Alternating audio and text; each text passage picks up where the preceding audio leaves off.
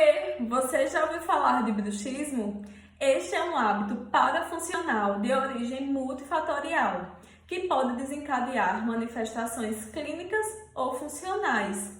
Ele pode se apresentar de dois tipos, como o ranger dos dentes ou o apertar dos dentes. Além disso, o seu portador pode observar que os seus dentes estão com a coroa clínica cada dia menores. E o seu tratamento é feito de maneira multiprofissional e nele inclui o uso da placa Mil Relaxante ou placa de bruxismo.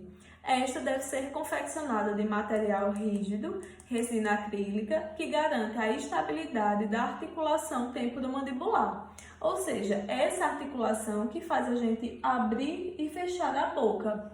Além disso, garante o relaxamento dos músculos da mastigação e, devido ao seu uso, não haverá mais o atrito dente a dente.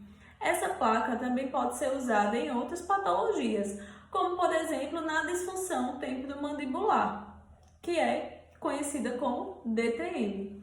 Se você tem dúvidas sobre esse e outros assuntos, me mande uma mensagem. Agora eu quero saber, você já marcou a sua consulta comigo? Estou te esperando!